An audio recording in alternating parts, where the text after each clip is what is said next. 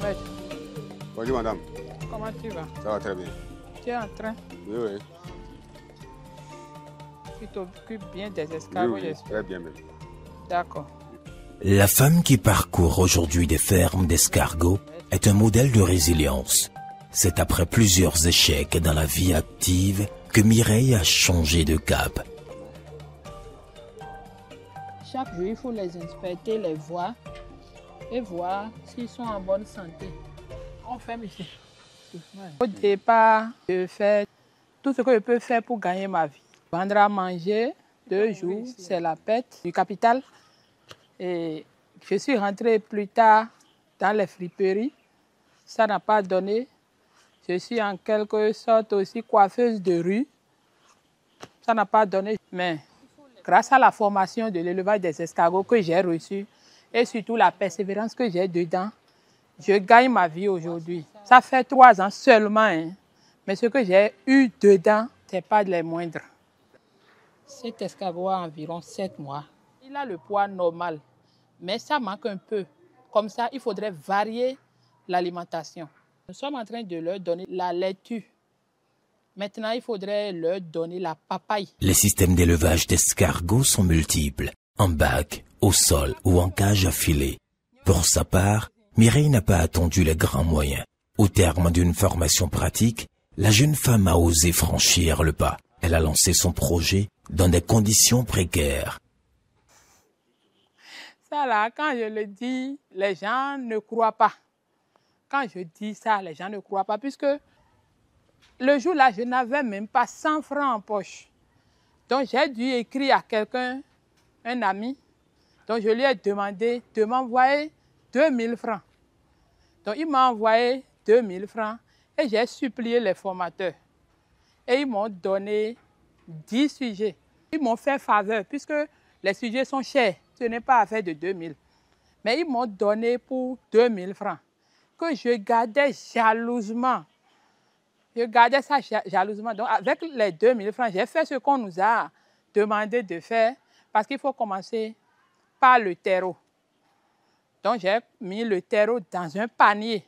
J'ai acheté un panier de 200 francs que j'ai mis dedans et c'est ainsi que j'ai commencé. Peu à peu, ça a commencé par pondre. Et c'est là où l'idée m'est venue d'ouvrir une ferme. En héliciculture, le choix des espèces est capital. Il dépend du produit final attendu, la bave ou la chair. Sur cette ferme que Mireille supervise, on retrouve 2 espèces d'escargots. Ici, c'est AF, Achatina fulica. On ne le reconnaît par son bout pointu et la coquille marron.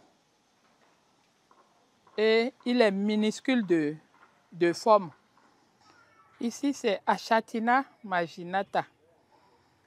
On ne le reconnaît pas son bout rond. Et ici, qui a la couleur rougeâtre. Ici, c'est AA, Achatina achatina. Et on ne le reconnaît pas sa couleur jaune et sa queue pointue. Et ceci n'est pas régulièrement élevé ici au Bénin. C'est à l'extérieur. On en trouve au Ghana, en Côte d'Ivoire et dans les pays limitrophes. Quelle que soit l'espèce, l'escargot nourrit son norme tant que le choix des géniteurs est rigoureux et l'appui des professionnels ne fait pas défaut dans le suivi. Pour la rentabilité, lorsque vous commencez votre élevage, après la ponte, déjà à partir de 6 à 8 mois, tu peux commencer par vendre. Pour avoir le meilleur de la rentabilité, il faut attendre au moins 1 an. Là, on peut livrer dans des hôtels. Parfois même, on fait les emballages qu'on envoie à l'extérieur. En tout cas, avec les escargots, il y a toujours de rentabilité. Aujourd'hui, il y a déjà une structure qui nous aide dans la commercialisation.